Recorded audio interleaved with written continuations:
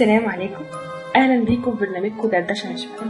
النهارده ان شاء الله هندردش في موضوع مهم جدا بس خلوني في البدايه اشكركم واشكر كل الناس اللي ساعدتني. موضوع النهارده حبيت اتكلم فيه لانه مهم. زي ما قلت كتير مننا شايف ان شخصيته وحشه وظروفه معقده وحظه نيله والدنيا سودة معاه قوي. احنا النهارده مع بعض علشان نعرف ازاي اكون افضل نسخة من نفسي.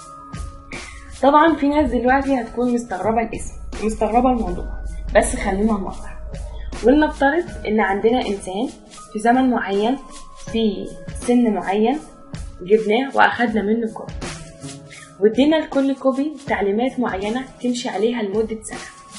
اول كوبي طلبنا منها انها تقرأ، فهتقرأ بس مش كتير، نص ساعة في اليوم بس.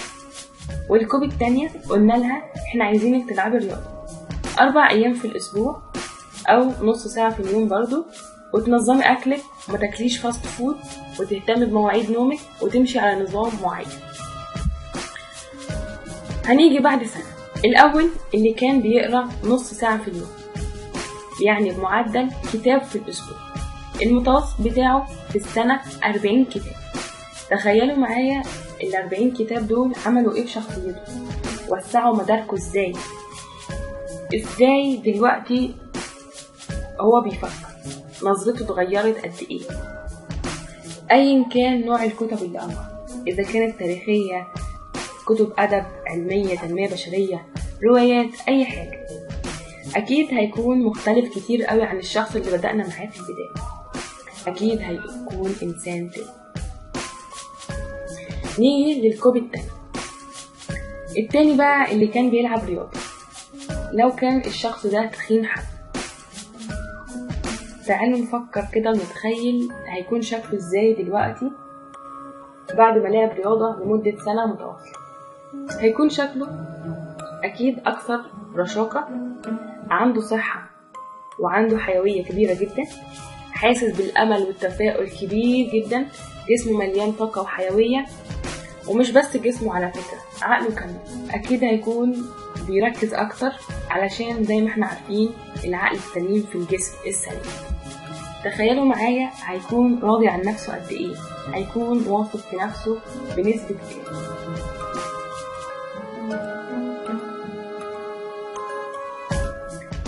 وانتوا عارفين طبعا ان الثقة بالنفس اهم صفة من صفات الانسان الناجح، وطبعا في فرق كبير قوي بين الثقة بالنفس وبين الغرور والكبر، وده نبقى نعرفه في الحلقات اللي جاية. الإنسان لو وثق في نفسه هتكون كل حاجة متاحة له.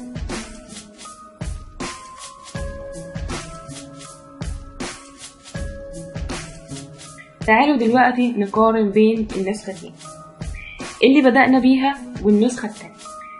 أكيد هنكون شايفين إنسان تاني خالص في الجسم والطاقة والحيوية والحضور بتاعه، هيكون مختلف تماما. الفرق بينهم هي حاجة واحدة، إن واحد فيهم قرر إنه يكون أفضل، اختار إنه يبذل مجهود قليل علشان يلاقي نتيجة كبيرة. الفرق بينهم إن واحد فيهم اختار إنه يكون أفضل، اختار إنه يبذل مجهود بسيط علشان يلاقي نتيجة كبيرة. طيب دلوقتي واحد يقول لي طب ما الموضوع سهل اهو، ايه بقى اللي بيخلي الناس ما تعملش كده، ما تقدرش ان هي تختار شخصيتها الكويسة وما تقدرش تبذل مجهود صغير علشان تلاقي نتيجة كبيرة؟ اكيد في اسباب بتمنعهم من كده. العلماء بحثوا في الموضوع ده ولقوا ان في 4 اسباب، دول اكتر 4 اسباب بتمنع الناس انهم يحققوا اللي هم عايزينه ويختاروا شخصيتهم الكويسة، وانهم يبذلوا مجهود قليل علشان يلاقوا نتيجة كبيرة. وخلونا نطلع لفاصل ونرجع نشوف الاسباب اللي بتمنع الناس انهم يحققوا اللي هم عايزينه.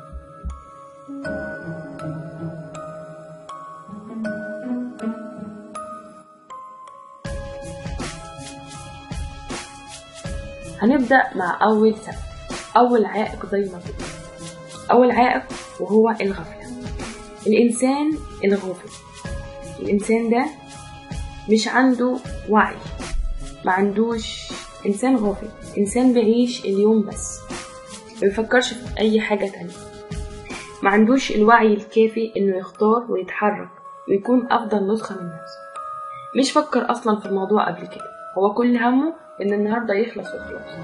إن يطور من نفسه ده شيء مستحيل بالنسبة له. هو ده الإنسان اللي بدأنا بيه من قبل سنة أو سنتين، أو هو نفسه اللي كان من 5 سنين، وهو برضو اللي هيكون بعد سنة وبعد 5 سنين جايين.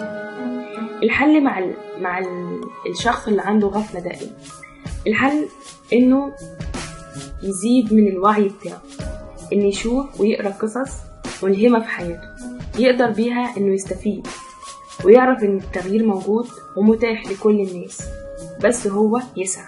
والأهم من ده كله إنه يطلع من الغفلة اللي فيه. وده كان أول سبب.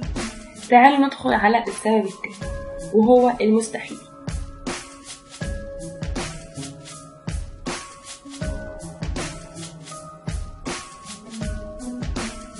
تعالوا ندخل على السبب الثاني، وهو المستحيل.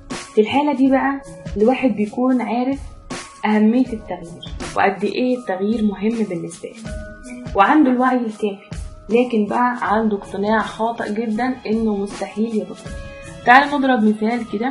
واحد مثلا عايز يخس، طبعا كل الناس اللي بتخس بتبقى تيجي عندهم كده فترة يأس صغيرة، تيجي تتكلم معاه فترة اليأس ده يقول لك إيه، أنا يعني مشيت على كل الرجيمات، أخدت كل الحبوب، رحت الجيم، رحت عملت، ويقعد يحكي لك على قصص وروايات. كل ده كل الأسباب اللي هو شايفها من وجهة نظره إن هي مقنعة. هو فعلا عمل ده كله، بس وكل مرة حاول، لكن كل مرة استسلم فيه، وبسبب الاستسلام ده تشكلت عنده قناعة إنه مستحيل يخس. وطبعا كلنا اتفرجنا على فيلم إكس لارج، لما جه في وقت كده في نص الفيلم جه في وقت قال هو ده شكلي وانا راضي كده ومش عايز اخس وانا كده كده هاكل، وزي ما احنا عارفين. الحل بقى مع الشخص ده مفيش غير حل واحد، انه يغير معتقداته الشخصيه، يمحي كلمه مستحيل من قاموسه، انه يبدل كلمه مستحيل بكلمه اعظم، او كلمه impossible لبوسيبل. غير كلمه مستحيل علشان عقلك الباطن يبدأ ياخد الطاقة الإيجابية اللي عندك دي ويحولها لمعتقدات شخصية. وده كان السبب الثاني. تعالوا ندخل على السبب الثاني، وهو الكسل.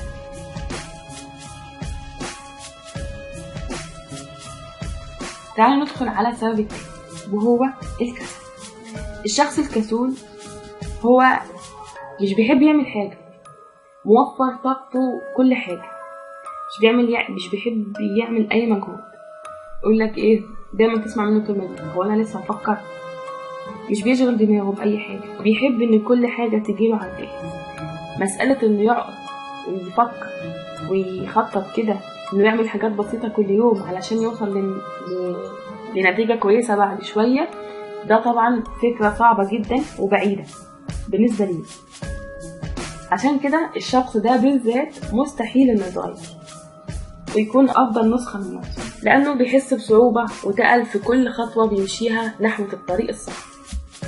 والحل بقى مع الشخصية دي إنه يكون مسؤول عن نفسه، إن الشخص ده يبطل يعتمد على غيره، مش في حاجات كبيرة ولا حاجة، يبدأ واحدة واحدة، لأن الحاجة دي مش بتيجي كده. يبدأ خطوة خطوة. زي إيه؟ أول ما يصحى من النوم ما يسيبش سريره متلعبك كده وخلاص، يقوم يرتب سريره، يرتب دولابه، يرتب المكتب، يرتب أي حاجة.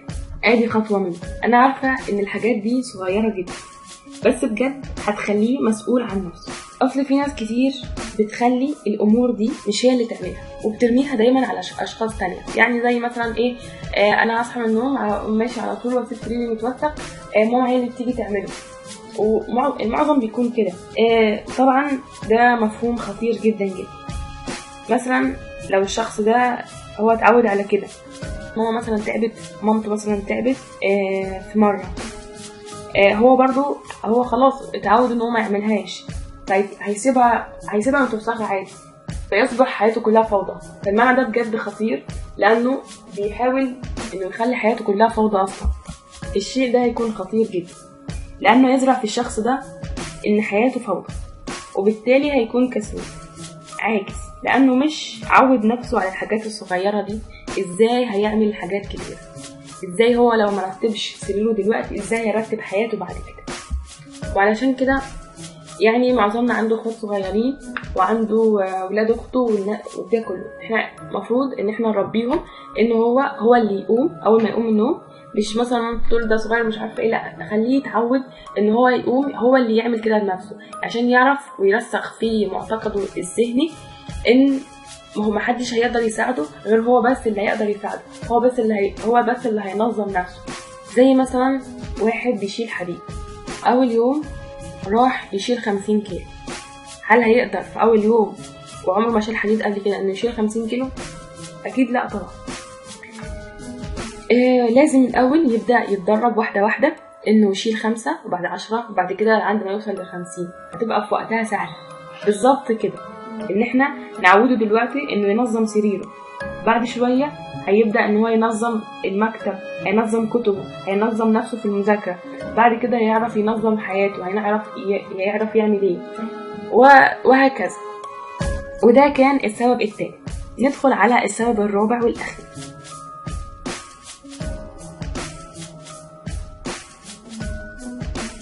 السبب الرابع هو الاستعجال. معظم الناس ما بتحبش الانتظار في اي حاجة، يحب لما يقع في مشكلة دلوقتي يلاقي لها حل دلوقتي من غير ما يتعب ويفكر، من غير ما يصبر، من غير اي حاجة. هو اتعود على كده. لكن المشكلة في الحلول السريعة دي انها ما بتجيبش نتائج على المدى الطويل. وتعال نضرب مثال. لو واحد عايز يخس، عمل ايه في اول اسبوع؟ مثلا عمل رجيم واخد حبوب وبطل ياكل وعمل وخلاص وصل للهدف بتاعه، خس اللي هو عايز يخسهم وخلاص وصل للهدف. هيجي يعمل ايه دلوقتي؟ هيكون التأثير بتاعه دلوقتي على ايه؟ على صحته بقت نزلت، جاله انيميا بقى والامراض اللي هي التانية، لان الحبوب باوقات بتعمل حاجات ليها طبعا سايد افكت. طيب الحلول السريعة كلها كده بنفس التكنيك، مشاكلها اكتر من فوائدها. وعلشان كده احنا لازم نستنى ونصبر، لازم كل حاجة تاخد وقتها الطبيعي، علشان لما اوصل للهدف ما يكونش ظهر لي اي مشكلة لسه اعملها تاني. لان كتير مننا يجي يصلح حاجة يصلحها على حساب حاجة تانية، فيظهر له بدل المشكلة هيكون عنده كده مشكلتين. في اشخاص بقى بسبب الاستعجال بتاعهم دول وما عندهمش صبر بيسبب لهم عدم الصبر ده احباط. الحل بقى مع الناس دي لازم تفكر ازاي، لازم انه يغير مفهوم الشخص، ولازم يفهم ويتدرج ان الوقت كده ماشي. يعني حققت اللي انت عايز تعمله كده الوقت ماشي، ما حققتوش برضو ماشي. يعني بعد سنة من دلوقتي هيكون فات سنة. طبعا كلنا ضحكنا على البوست ده، لكن هو بوست ذو قيمة. ازاي؟ يعني انت دلوقتي حابب بعد سنة تكون زي ما انت دلوقتي، ولا حابب تكون افضل نسخة من نفسك؟ السؤال ده انت بس اللي تقدر تجاوب عليه. مش تنسوا المثل اللي بيقول life goes on، الحياة تمضي. شوف الاشخاص الناجحة اللي انت بتنبهر بيهم دول اكيد مروا بنفس اللي انت بتمر بيه دلوقتي. انت قاعد بتشوف النجاح بتاعهم بس، لكن ما شفتش حجم المعاناة اللي عانوها، ما شفتش الوقت اللي اخدوه انهم يكونوا من دلوقتي زيك كده لعند ما وصلوا اللي هم فيه. بس الفرق بينك وبينهم انهم قرروا انهم يبقوا حاجة. تخيل لو الناس دي ما قررتش، ما عملتش اي حاجة وما اشتغلتش عن نفسها، تفتكر انت كنت سمعت عنهم دلوقتي؟ من الاخر ما تستعجلش حاجة، من الاخر الحياة ماشية سواء عملت مع نفسك، بس ما تستعجلش.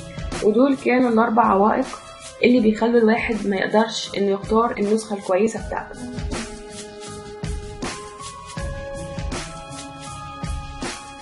العوائق دي باختصار هي الغفلة، وقلنا الانسان ده انه لازم ينمي ويزود من التفكير بتاعه ويخرج من الغفلة اللي هو فيها. تاني عائق اللي هو المستحيل، وان قلنا ان الشخص ده لازم انه يغير معتقده الشخصي بانه يغير كلمة مستحيل من قاموسه ويخليها اني اقدر. الكسل ده كانت لسبب العائق الثالث، وقلنا ان الانسان ده لازم يبدأ من دلوقتي واحدة واحدة، بعد كده هيلاقي اللي هو يتمناه، بس ما يستصعبش اي حاجة في البداية. رقم 4 الاستعجال، ان الواحد لازم يصبر علشان ما يحصلوش مشاكل تانية. واخيرا الاختيار ليك، اي نسخة حابب تكون عليها. عاوزاك تتخيل بس، غمض عينيك وتخيل، افتح المجال لخيالك والغي كلمة مستحيل. عاوزاك تعرف النسخة اللي بتفكر فيها دلوقتي مفيش حد يقدر يمنعك انك تكون عليها، بس انت قرر. وما تنساش ان حياتنا بتساوي مجموعة من القرارات. وفي النهاية احب اشكركم لحسن الاستماع، وشكرا انكم اديتوني شوية من وقتكم، ويا رب تكونوا استفدتوا. مستنية رأيكم في الحلقة وتعليقاتكم عن الموضوع، مستنية مقترحاتكم للبرنامج. دردشة مش فارغة مع منار الإسلام.